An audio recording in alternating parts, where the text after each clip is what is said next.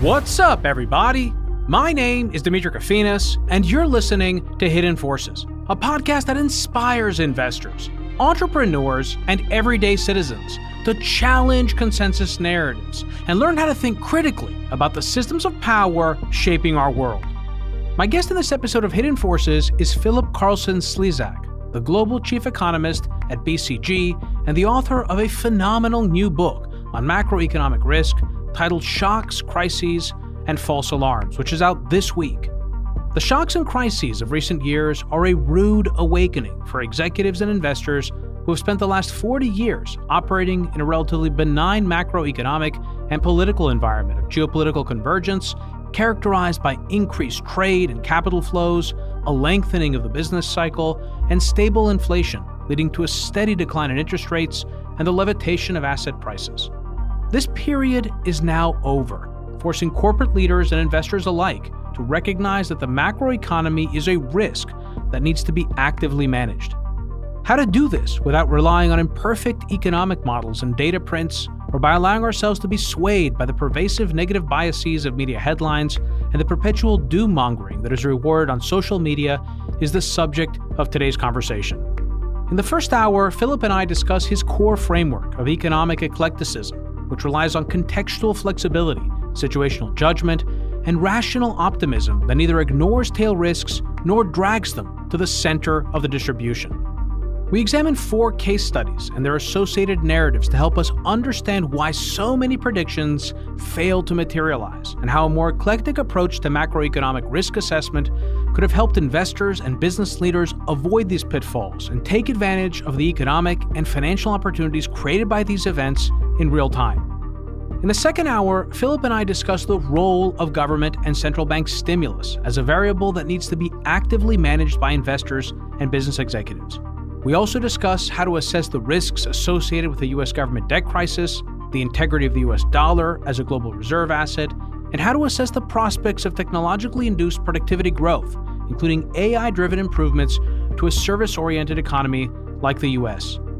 If you want access to that part of the conversation, and you're not already subscribed to Hidden Forces, you can join our premium feed and listen to the second hour of today's episode by going to hiddenforces.io/subscribe. All of our content tiers give you access to our premium feed, which you can listen to on your mobile device using your favorite podcast app, just like you're listening to this episode right now. If you want to join in on the conversation and become a member of the Hidden Forces Genius community, which includes Q&A calls with guests, access to special research and analysis, in-person events, and dinners, you can also do that on our subscriber page. And if you still have questions, feel free to send an email to info@hiddenforces.io, and I or someone from our team will get right back to you. Lastly, because this conversation deals with investing, nothing we say on this podcast can or should be viewed as financial advice. All opinions expressed by me and my guests are solely our own opinions and should not be relied upon as the basis for financial decisions. And with that, please enjoy this truly phenomenal conversation with my guest, Philipp Carlsson-Szlezak. Philipp Carlsson, welcome to Hidden Forces. Thanks for having me. I'm very excited to have you on, Philipp. I told you that I really loved your book. I've been telling people it's in the top 5%, but I've read so many books that I might have said that about more than the top 5%, but it really is. It's at the top of macroeconomic books I've ever read, and we're going to have a chance to get into it. But before we do, tell me a little bit about you, your life, where you're from. I don't know much about you. Yeah, no, happy to sketch a little bit of my background. I grew up in Switzerland and in a number of other countries, and, just growing up and seeing different places, seeing different school systems, cities, economies. I was always interested in macroeconomics and sort of the comparative aspect of macro. And so I think it was almost a natural choice for me to end up studying economics at college. And then I just, one thing led to the other. I ended up doing graduate research, got a PhD, ended up initially in consulting, then transitioned into the finance world. And now, I'm back into consulting. But really, I'm doing macro research at BCG, and I, of course, do a lot of client advisory. So it's really a macro story that can trace back, 30 years or so. And I love doing what I do. So one of the things that you talk about in the book in the context of what you call economic eclecticism is the importance of having a broad perspective. How is that reflected in your own life, and what has helped form that perspective for you? Yeah, so economic eclecticism is a label I and my co-author, Paul Swartz, use and have developed really to do justice to the complexity that economics requires. So the system is so complex, you will not crack anything with just economics and economic models. And really the origin for me of that tradition of looking at things goes back to my undergraduate days. So that would be the turn of the century. That's how old I am. So I was an undergraduate at LSE in, I think, 1998, 1999, which was sort of peak economics. This is when the discipline was very self-confident, cocky, arrogant. I remember lots of professors, essentially treating economics like a natural science. Lots of things like we can fix an economy like a surgeon fixes a broken body, all very mathematical, very technical, very cold and sterile. And even back then, I was very impressionable, obviously, at a young age. I was exposed to all this. To pass the exams, you had to eat up all this stuff. But I never felt that was really convincing. So this is before economics took a big hit in 2008, like a full decade essentially before that, before the reputation of economics got knocked in the global financial crisis. I felt unhappy with the way that worked and the way it was taught. So when I then transitioned into graduate work, I started branching out and I started reading much, much more widely. Anything from political theory, even anthropology, and I found it more interesting and more satisfying to try to find answers through those multiple lenses. And then professionally, I kind of stuck with that. I believe that a lot of economics comes down to judgment. These are judgment calls. Leaders make judgment calls all the time. Executives make judgment calls day in, day out. That's what their job is really about. So do investors. And when it comes to macroeconomics, it's kind of curious that it will be different. Economics too is about judgment in the end. You can do all the modeling you want, but in the end, you're going to have to make a judgment call about these things. There is no truth. There is no scientific precision. And I think once you accept that as a premise for doing economics, you're forced into a more eclectic, multidisciplinary approach, thinking about multiple drivers and searching for coherence and narrative more than point forecasts and pseudo-truths that just never hold up. Yeah, what I love about this book is that besides the fact that you give your own opinion about, or your own assessment about macroeconomic risk, it's a framework for how to think about macroeconomic risk. And I'm curious, in your experience, how much demand is there among CEOs and industry leaders for I don't know if this is a fair way to describe it, but almost like a pocket handbook like this? Well, I think we'll see. Basically, the book's coming out next week, July 9th, and we'll see how much demand there is. We have healthy pre-order numbers. But I can certainly, in all the conversations we have day in, day out in the boardroom, we can certainly see and hear the appetite for something that is different. Why? Because the prediction failures, they've piled up just the last few years. Just think about all the narratives that were pushed out and propagated and how they all fell flat. Just starting with the pandemic, if you will, that was cast as a really, really long recovery, worse than 2008. Everyone said at the time, maybe as bad as the 1930s, a structural inflection point. In reality, it was the fastest, strongest recovery on record, the total opposite of the conventional wisdom. Then you had the inflation spike, and reliably the narrative veered into, this is a structural inflection point like the 1970s. This is a new inflation regime. Well, that wasn't true either. I mean, inflation's come from 9 to above 3%, and it's trending lower in basically a year. So, yes, a big problem, but not a structural inflection point. Then when interest rates went up fast, the narrative was there would be a cascade of emerging market defaults. Why? Because people remember the late 1990s, the Asian financial crisis and all that. But that wasn't true. There were no emerging market defaults, at least not in a systemic way. And then, of course, the mother of all failed predictions in recent history is sort of the inevitable, recession of 2023. First, it was inevitable in 22, then it was inevitable in 23. And, it's not just that it's not a recession, it's a roaring economy, basically. So it's not just a marginal miss. it's a massive prediction failure. And so executives, of course, they are aware of that. Investors are aware of that. They read the headlines and they have, markers of what was said and what decisions were taken based on what was said. And they can compare that with the reality, and they, they're happy about there not being a recession, but they also wonder, well, why was it a foregone conclusion when in reality we're far away from that outcome? An excellent summation of a key part of the book that I wanted to discuss. Also, you write about geopolitics and the exceptionally difficult job of trying to forecast macroeconomic risk as a derivative of some geopolitical event. And maybe the best example is the invasion of Ukraine and those who were predicting that Europe would, quote, freeze in the dark, that it was inevitable that it would go into a massive recession. And yet we haven't seen that. So we'll have a chance to discuss that. But maybe the best thing to do now is to kind of build a foundation for our conversation and define some things. So what do we mean, or what do you mean when you use the term macro? And more specifically, what is a, quote, macroeconomic risk? How do we define that? So macroeconomic risk is a little more versatile than we might assume. We think a lot about downside. Either tactically, the cycle, like a recession, will be macroeconomic risk and downside, or you could have these big structural downsides like, we just earlier mentioned inflation, regime break. All of these are negatives. From the perspective of an executive or an investor, macroeconomic risk can also be something that you miss to the upside. So, the recovery of 2020, 21, that was much better than anticipated and predicted. Well, if you miss that, that was a risk, a macroeconomic risk that you ran if you believed the headlines and the doomsaying about, the worst recovery we're ever going to see. Similarly, on the structural side, there can be upsides and tailwinds of a structural nature that lift the economy or parts of the economy.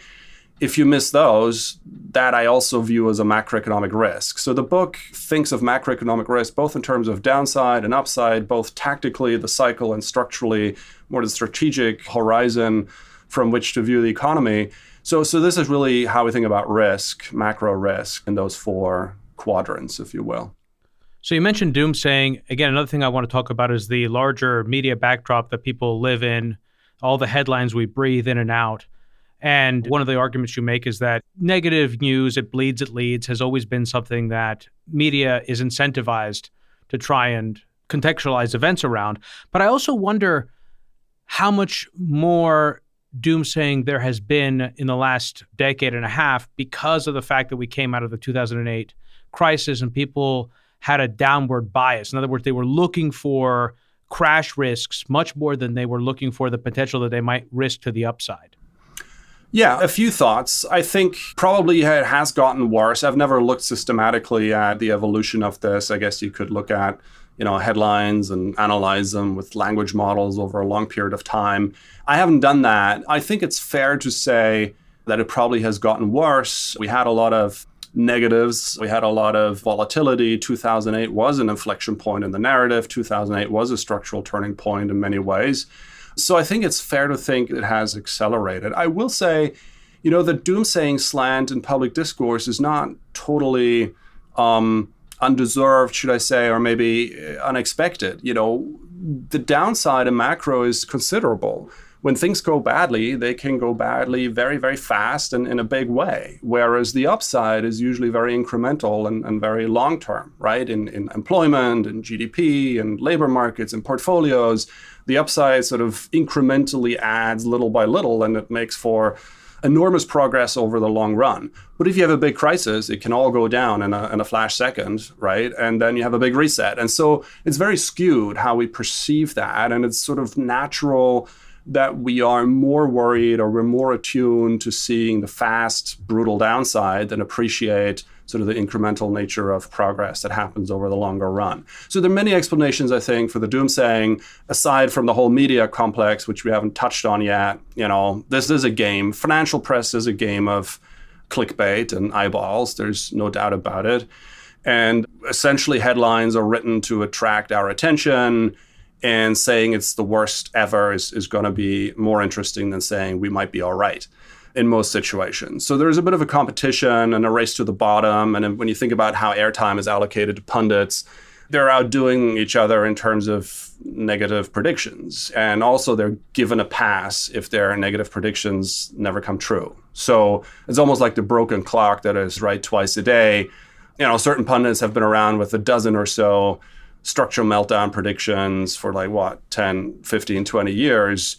And if they hit one of them, they get a lot of reward for that. Never mind the other 10 or 11 haven't come to pass. And so, I view all these things as a nuisance, but it's a necessity for executives and for investors to be very clear-eyed about that and very conscious of that. And when you consume financial news, you essentially have to ask who's speaking, what perch are they speaking from, what's the headline versus what's in the article. Often the article is really good, but some headline writer stuck something sensationalist on top of the article.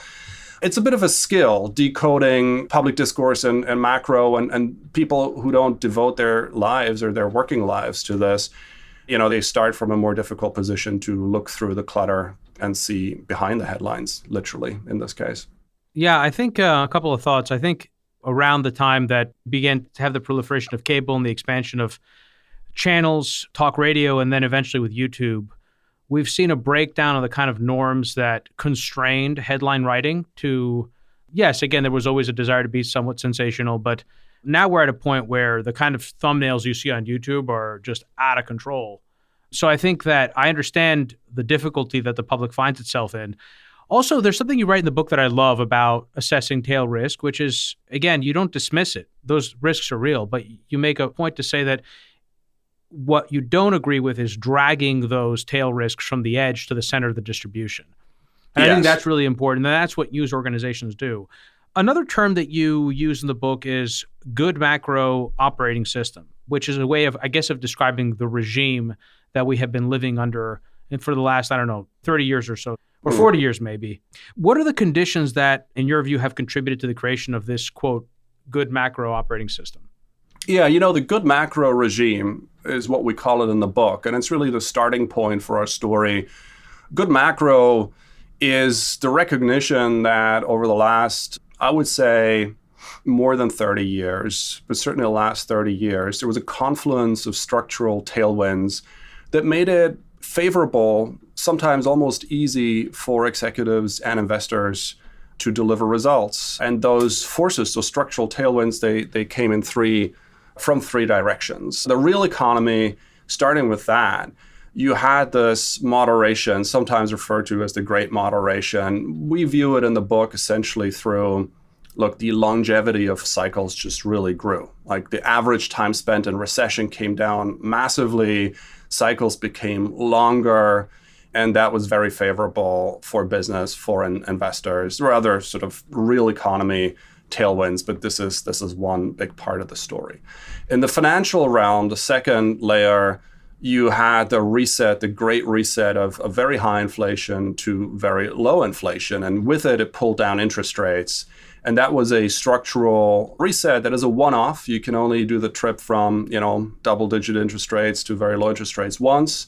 Massively beneficial for financial returns, a big jump in real returns in equity markets. So this is a financial tailwind that played out. And then the third layer of good macro, if you will, that's sort of the global realm. You could look at it in terms of global trade or integration, the proliferation of global value chains, but really this web of institutions and rules that allowed businesses and investors to take risks and go abroad. And when you think about the US economy, before 2000, in the middle of the 1990s, foreign profits of the US in terms of GDP, so the foreign profits as a share of GDP was very little, less than a percentage point of GDP. And it went to more than 2.5%, so quadrupled, quintupled in the space of 15, 20 years, a massive tailwind to business and to investors. And so this good macro regime taken together, it was a favorable backdrop, and it meant that for a lot of executives, macro was just a thing in the background. You didn't actively think about macro because it just worked in your favor. You didn't have to actively monitor this. You didn't have to think too hard about it. There wasn't too much disturbance coming from it, with some important exceptions. Of course, 2008 was this big inflection point, if you will, a big disruption. But what happened after 2008? Policymakers put the economy back together, particularly in the US, delivered the longest expansion on record. After 2008 until COVID, that was the longest expansion on record. The stock market was booming, right? And so, even when you had this big macro shock, the lesson was, and then they fixed it. So I think good macro is deeply ingrained in the mindsets of leaders. That's what most people grew up with. You have to be a certain age to know an economy before good macro. Most people I interact with, executives, CEOs, CFOs, investors, other leaders, they're in an age group where good macro was what you experienced and breathed, and you don't know anything else. So I think there's a lot of value in just being cognizant of that and being very explicit about, well, that's what we had, and that thing was incredibly favorable, and we should pay attention to the question, well, is that really changing? Is that all falling apart, or is that actually still intact, and does it have a good chance of continuing? So I think our listeners are pretty familiar with the structural forces of deflation that we were living under for several decades. The same thing with the declining interest rates and the causes behind that. Globalization, tech played a role as well, certainly the deflation. Yeah. I don't really think we've talked much about the longevity of the cycle and to what degree, let's say, the transition towards a service economy in the United States has played a role in that, nor have we discussed really whether that phenomenon is reversing. So what are the primary drivers of the lengthening of the business cycle? And is this also reversing in the same way that we've seen with some of these other forces? So the longevity we discuss at some length, I think in maybe the third chapter of the book. There are a number of things going into it. I think you mentioned already the most important one. There's a structural shift away from goods to services. So the US economy is essentially a services economy at this point, heavily dominant services, and they're just by nature less volatile. So, 150 years ago, the weather, any agrarian kind of topic could deliver recession and did deliver recession when it was like that. Now that and later when you had more an industrial economy, it was all about inventory management and investment cycles, and that could easily give you a recession and pull you out of it. And now that we've transitioned essentially away from the physical economy into a services economy where there isn't that amount of volatility, that has just helped the overall longevity of the cycle. There are other factors. Monetary policy, I would think, is one. There was a learning in how to manage the cycle. Monetary policymakers did take lessons through the 20th century of how to get things right more often. So there was a policy learning dimension to this. And what we really say when it comes to the real economy, when you assess risk and what can shorten a cycle, what can end a cycle, we like to think in terms of risks. There is real economy risk, there's policy risks, and there's financial risks. These are the three ways of ending a cycle and ending that longevity that I think is a predisposition. But ending it comes either through big swings in the real economy, or it comes through the policy era, or it comes through a dysfunction or a blow up in the financial system. So I will have mentioned this in the intro to the episode. Your book is titled Shocks, Crises, and False Alarms.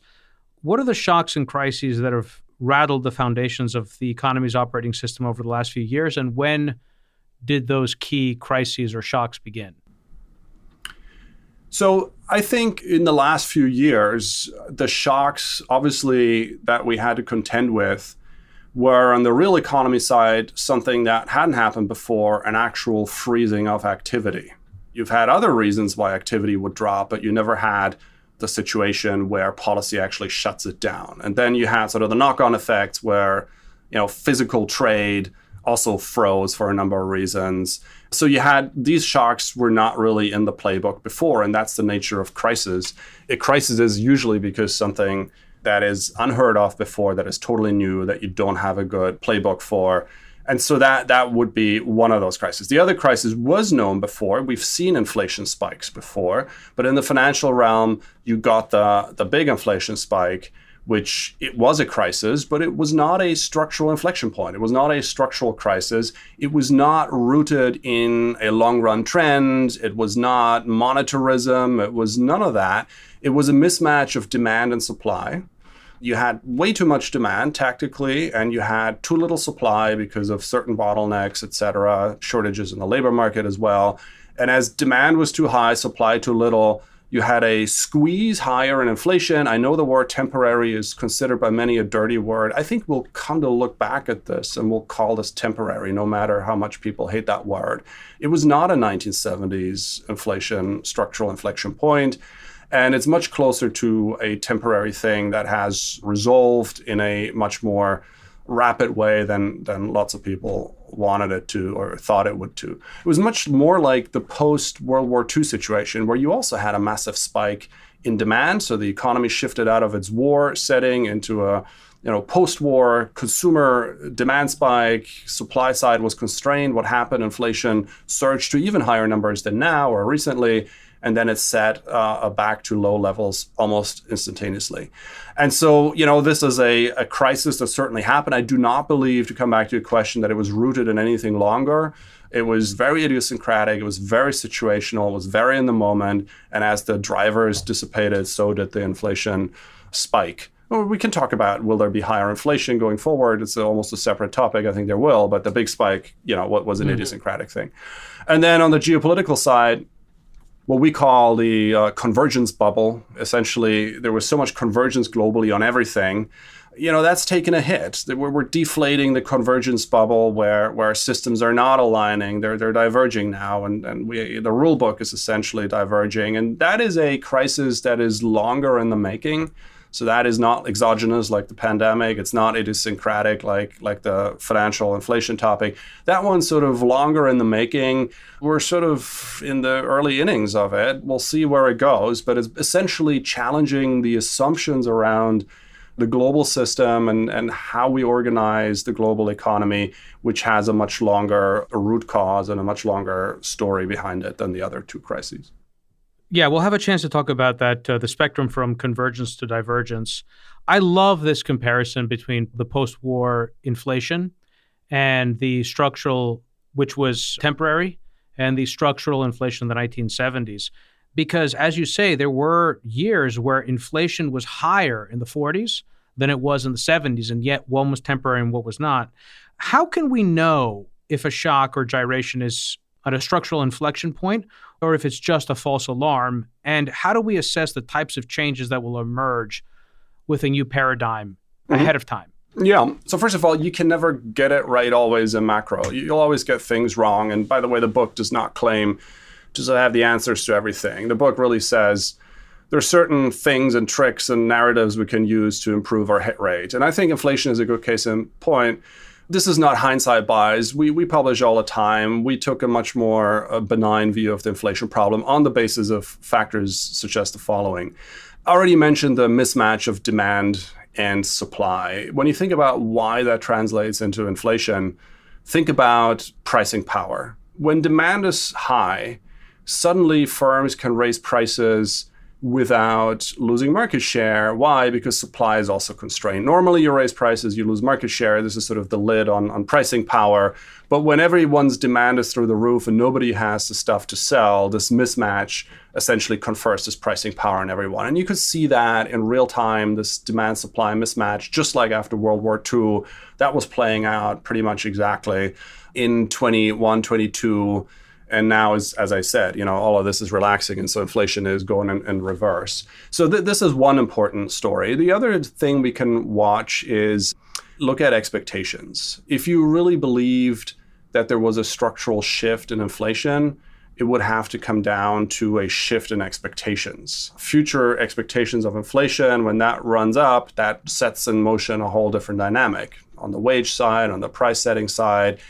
And through this entire inflation drama that we've lived through, you could watch in real time almost both how financial markets were assessing long-run inflation expectations and how consumers were assessing the future of inflation. So on the financial side, you have things like the five-year break-evens that you could watch, and you could see that while they shifted back to levels that were more common before 2015 and before the global financial crisis, they didn't shift to levels that would be consistent with, long-run high inflation like the 1970s. So basically, they went from abnormally low levels of expectations, just more normalized, somewhat higher levels, but never a discontinuity or never a jump that looked menacing or 1970s-like. So that's the market side that gave you ample information about how collectively a crowdsourced view of this risk was priced. And then on the consumer side, surveys, of course, are full of pitfalls, and neither are the market indicators particularly foolproof.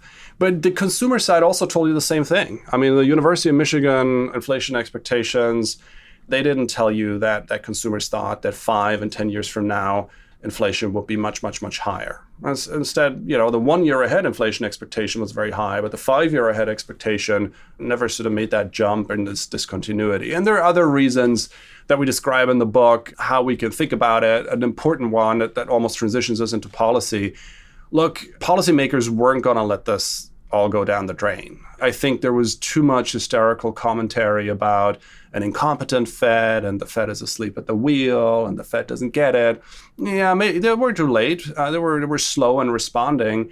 But the idea that the Fed will let this completely spin out of control and preside over an inflation regime break and put us back in the 1970s, well, I don't think that was a good proposition. That wasn't a very credible story to tell.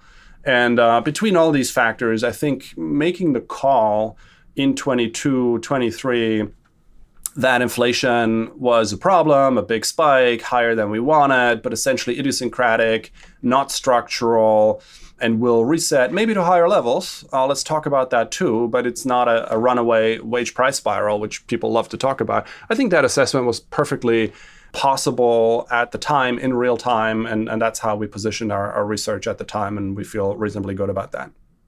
In your research, did you go back and look at how markets, and also to the extent that some of these consumer surveys existed at the time? I mean, even in the case of market instruments or indicators, the 30-year government bond didn't come into existence until 1977. So nothing's perfect, but I'm curious how market expectations this time compare to the two previous cycles that we've been discussing here, the 1970s and the 1940s. Yeah, I skipped an important point, and it's good you're circling back. So essentially what we said is when inflation has high expectations for the future, so when inflation expectations shift, that will show up in bond prices. And what happened in the 1970s is that those ever higher inflation expectations and realized inflation, it did show up in the 10-year and other duration instruments sort of drifting higher and higher and higher. And in prior periods, you didn't really see that in the same way. Why? Because investors essentially did not see this as a long-term problem. They saw it as an idiosyncratic shift higher and down. And that's why if you look at earlier periods, and we have a chart to that effect, you don't see duration react to the inflation problem at all after the war. Why? Because investors looked right through it and said, look, this isn't a thing. And then in the 70s, it was a structural inflection. So the 10-year yield and other such prices did show that, and they went higher because inflation had to be priced into the calculation. And if you now look at the most recent episode, I don't think yields reflected a broken inflation regime narrative. Right? I mean, yields have gone up because the front of the curve is up because the policy rate's up, and the curve has remained inverted for a very long period of time. Exactly. And so you have lower long rates than short rates.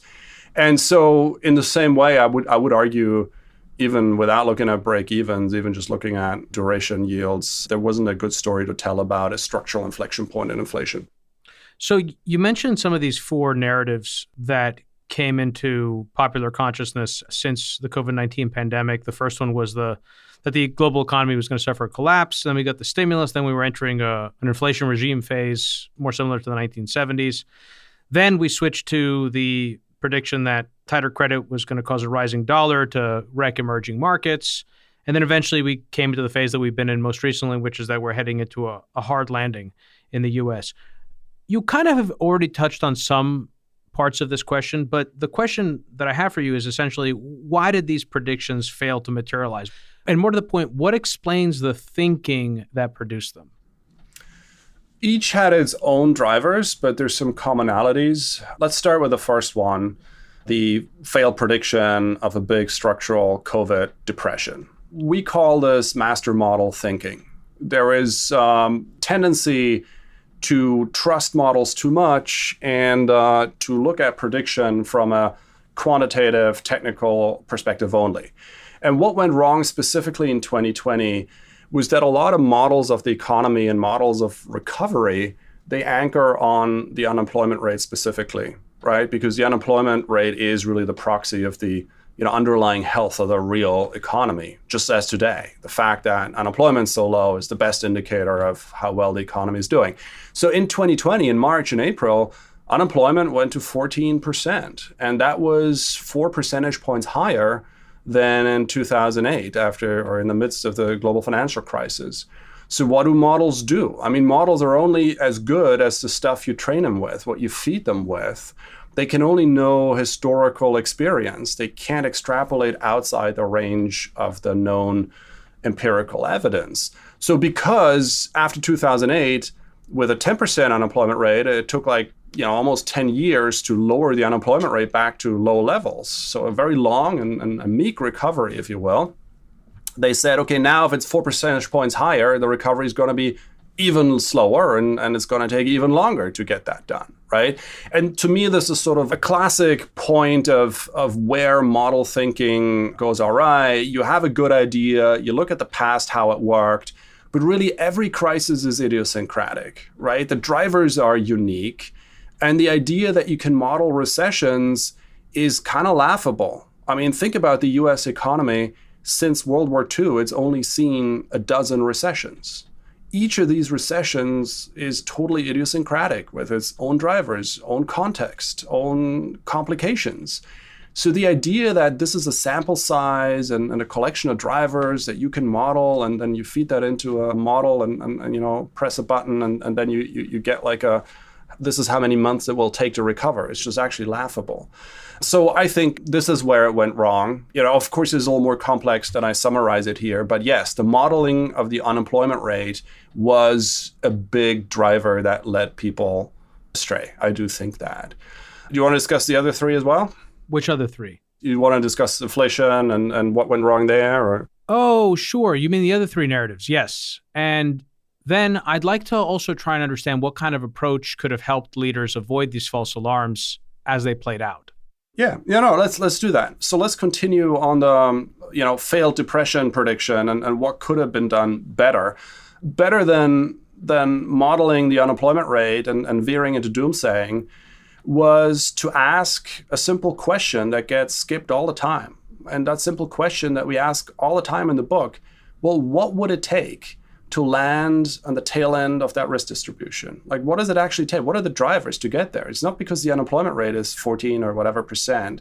There's got to be a constellation, in a coherent narrative. You're going to have to come up with a coherent narrative of why you're going to land in that tail end of the distribution of outcomes. And, this is not hindsight bias. So at the end of March 2020, my co-author Paul and I, we published a piece in the Harvard Business Review. And we asked, okay, so how bad is this going to be? And in that article, that was real time. It was shelter in place kind of stage of the pandemic. We said, look, for this to be a structural meltdown with a depression-like outcome, you're going to have to see the downgrading of the economy's supply side.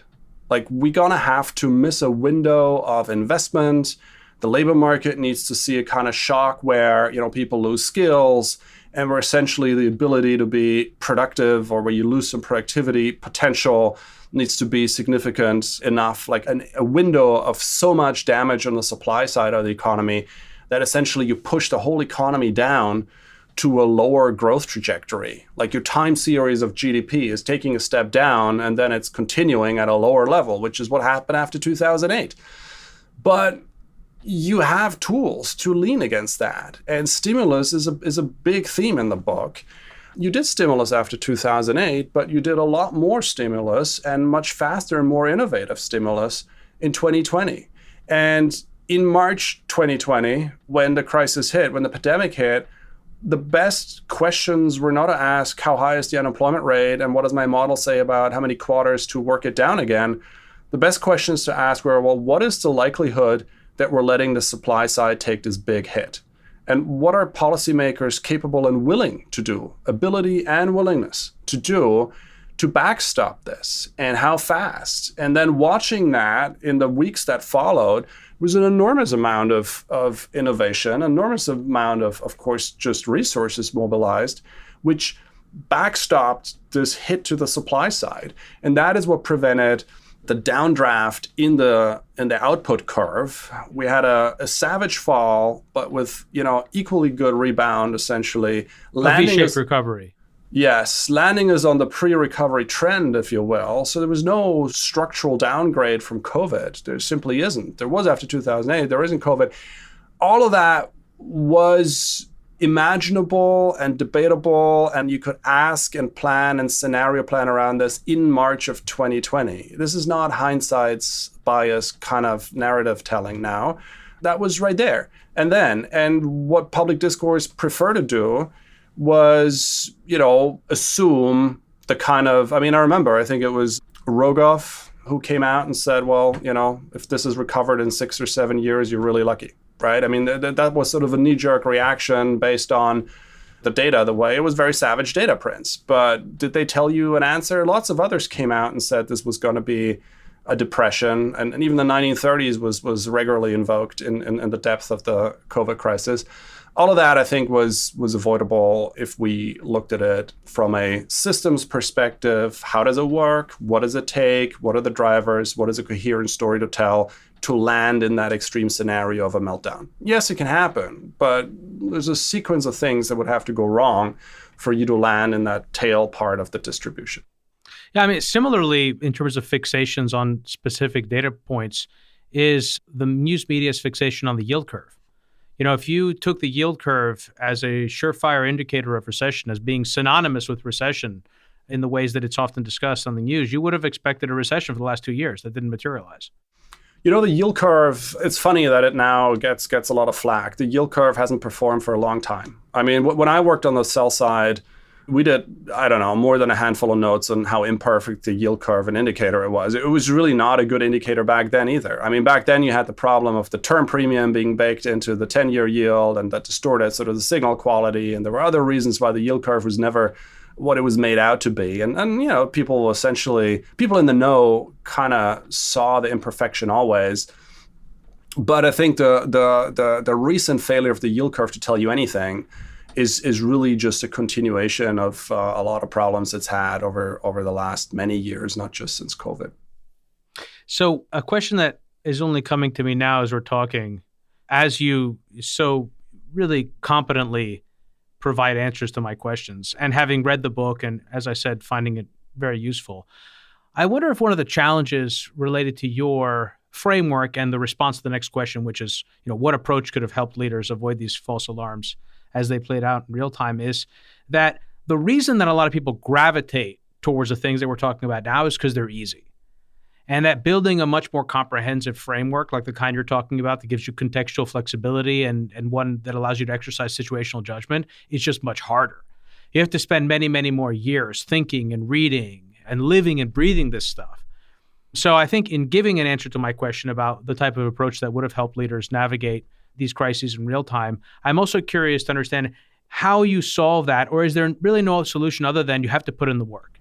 Well, the premise of the book is, you're going to have to take this seriously. You can't outsource this. You can't outsource it to the headlines. The answers are not going to come from the headlines. And you can't outsource it to the forecast model that tells you what to do.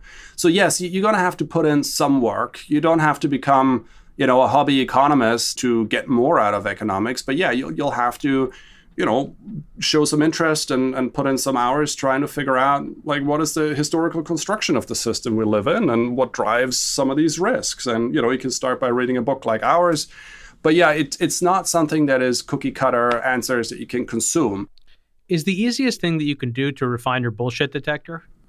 In a way, I think that the easiest is to accept that there isn't an answer. There's no truth. In economics, there is no truth. And this is going back to the master model mentality. And no certainty. Exactly. So uncertainty is a big deal. You got to embrace uncertainty. We abhor uncertainty. Why? Because it's uncomfortable.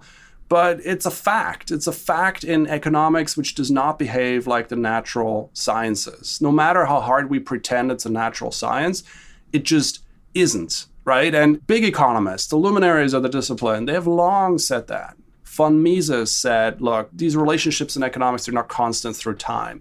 Keynes said the same thing. And the best critique really came from Friedrich von Hayek. Hayek said, stop imitating the brilliantly successful natural sciences. You're just not that. You're a different thing. And he said it would lead to error and it would be detrimental if we keep pretending it is. And funny enough, little anecdote, when he was awarded the Nobel Prize in 1974, he gave a dinner speech at the ceremony. And he said to his audience, the people honoring him, essentially, he said, well, you shouldn't have created this prize in economics, which, as you probably know, was a later invention by the Swedish central bank. It wasn't an original prize category. And he said, you shouldn't have done this. And why? Because he doesn't view it essentially as a science. And he said, if you give out this prize, at least you should ask recipients to swear an oath of humility. And the humility consisted in not straying outside their narrow field of research. So he essentially feared that the prize confers this authority and gives license to economists to go forth and to pontificate on every topic you can imagine. And in a way that has come true. So back to your question, the biggest thing is to accept that there isn't an answer. And yes, you're going to have to put in some work. Let me tell you one other anecdote that I think brings home a lot of the problems in economics. Kenneth Arrow, another Nobel Prize winner, when he was a young man, he served in World War II, and he was asked to analyze and forecast the weather because they figured out he was a sharp mind. And so he did some work on forecasting the weather, and then he sent word up the chain of command and said, look, this is kind of garbage results. This is not going to yield much value at all. And they answered back to him and said, the general is aware that the results are not reliable and not predictable. However, he needs them for planning purposes, right? And why am I telling you this? Even today, even now that inflation has run up and come down, and even though we've had all these volatility challenges and macro variables, executives, investors, they're still asking for point forecasts. They will still ask today, well, what's inflation going to be in 2028 in the following list of countries? And they name you 5 or 6 countries that they're interested in. Well, the answer is you can't actually know, right? You can talk about the drivers, you can talk about the distributions, but we won't have these point forecasts. Yeah, that's a really great example because it's not just in economics. Your military analogy makes me think of 2 other examples, one of which was the Schlieffen Plan, where the German general staff had become so wedded to the timetables and sequences of movement that had been developed prior to the commencement of World War I that they struggled to adapt to changing political and battlefield conditions that necessitated it. Also, you have the example of the Bay of Pigs and JFK's decision to go ahead with the CIA's recommendation to land Cuban exiles on the beach in Cuba, even though key people within the agency, including the director for plans, Richard Bissell, felt that the plans were inadequate, but decided to go ahead anyway, because he felt it was either too late to turn back or that a more realistic appraisal wouldn't have been approved by the president. In both cases, you have these really bad plans where people get wedded to them, and you see this over and over again in history. I also love that you brought up economists from the Austrian School like Mises and Hayek, because I had a similar experience to you when I went to college in my early 20s. I did my undergraduate degree in economics and political science, and also found these models unconvincing. And my path out of that confusion was to begin to study the Austrian economists because of how well they explained the business cycle.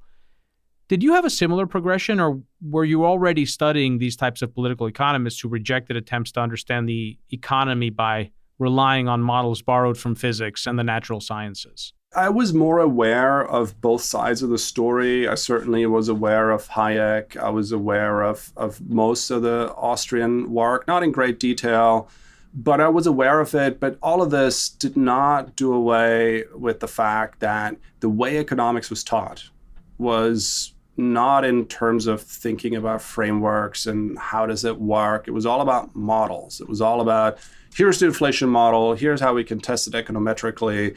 And that was sort of sold as a truth.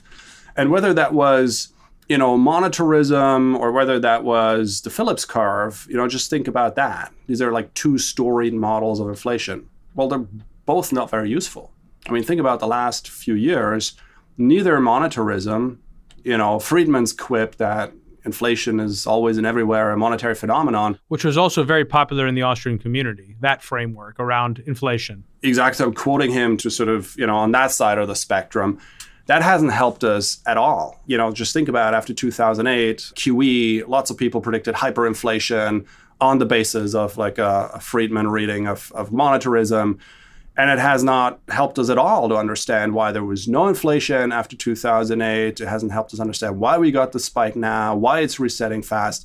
And then think on the other side, the Phillips curve, another famous model. Well, sorry, that hasn't helped us either, right? I mean, these are two models that essentially come from different parts of the distribution of thought, and neither of them has given us much value in understanding how this happened.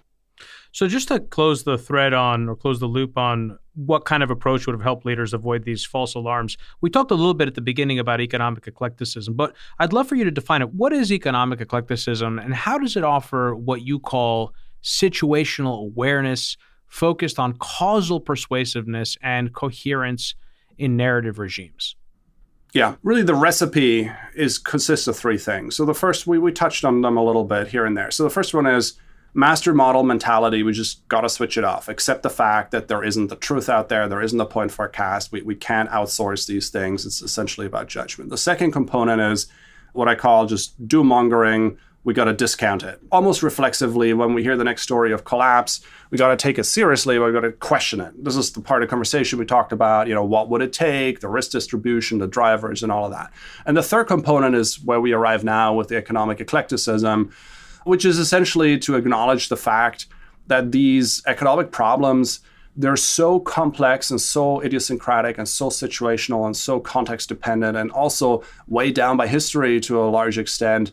We're going to have to use all of these disciplines, econ, history, finance, politics, and further afield, if you will, and the methodologies that often come with these disciplines to collectively arrive at a judgment of what we think is likely to happen or what can happen, what is the most likely outcome. So that is the economic eclecticism piece of the story. It's just a fancy word for saying, look, econ on its own as a soloist is not very successful. Economics plays better as part of a band. And in a band composition, it can be quite powerful. Even models can be useful. We're not saying there are no good models or models are always bad, but they're not going to be an engine on its own. They're going to be an auxiliary thing in building judgment. And that comes down to, yes, narrative building. How do we know we have a good narrative? Because it's internally coherent. How do we know we looked at risk appropriately? Because we didn't jump to specific assumptions or narratives or conclusions. We asked about the distribution of risks. How do we know we've done our homework in terms of narrative building? We looked at the drivers also historically. Like any system under pressure, I'm not an engineer, but if you ask me, well, how do you assess the risk of a bridge collapsing? Well, I'm going to say to you, well, I want to know how it was constructed. Essentially, I want to know the history of this thing, right? And the same in macroeconomics, okay? How do I know this thing is likely or not to collapse? Well, tell me its construction. Like, what is the historical genesis of this system that we live in today? And what are the pressure points? And how do we shape this? And that will not come down to an economic model alone. That will come down to politics and rules and culture and how we do monetary policy over the long run and topics like that. All of that flows into economic eclecticism. And, just to be clear for your listeners, the book is pretty fast in terms of outlining this. It's just, really the introduction in one chapter. And then we go into 12 or 14 actual risks, from sovereign debt to, global risks to stimulus risks and other risks. And we apply all this to discuss individual macroeconomic risks. It's not only about macro as a discipline. We're discussing a pretty broad range of actual everyday concerns that leaders have about the economy. So, as I said, I like to give people frameworks on this podcast, but I also make a point to remind them that not all systems are amenable to neat models. In fact, most aren't. And So it's important people understand that a model is a simplification of the world. It is, is a compression of the phenomenon that we're studying. And these are not, when you're looking at economic models or geopolitical models, these are not lossless compression. These are very lossy compression algorithms. You're losing a lot in the process of modeling these systems. And it explains why they fail so consistently. You can't over-rely on them. And it's why exercising situational judgment and bringing an eclectic perspective is so valuable. So I'm going to move us to the second hour of this conversation, Philip. I want to get into a couple of things, actually maybe 4 or 5 different things to the extent that we have time. One of them is I want to discuss productivity growth, which we really haven't. It's such a big part of the book. It's such an important driver. And also the role technological innovation plays. I also want to talk a little bit more about recession risk and analyzing the potential for recovery, missing the upside. Stimulus is something that you mentioned. This is hugely important. I want to discuss it. I want to discuss the difference between existential and tactical stimulus, so the restraints on stimulus, because to your point, if you had a good framework for understanding this, you would have done much better in 2020. You also would have done exceptionally better in 2008, when I think even fewer people had an intuitive understanding of this, because so many of the rules also changed since then. I think we've talked quite a bit about inflation, but to the extent that we can kind of dissect it a bit more, that would be useful. Also, debt crises and bubbles. This is huge. Also, you talk in the book about something that we've talked about on the show quite a bit, which is the doom-mongering around the dollar, how much of it is actually warranted or not. And then geopolitical macro. How can we try to find a way to take geopolitical events and put some sense around them when making macroeconomic forecasts? For anyone who is new to the program, Hidden Forces is listener supported. We don't accept advertisers or commercial sponsors. The entire show is funded from top to bottom by listeners like you. If you want access to the second hour of today's conversation with Philip, head over to hiddenforces.io/subscribe and sign up to one of our 3 content tiers. All subscribers gain access to our premium feed, which you can use to listen to the rest of today's conversation on your mobile device using your favorite podcast app, just like you're listening to this episode right now. Phil, stick around. We're going to move the rest of our conversation onto the premium feed. Sounds great.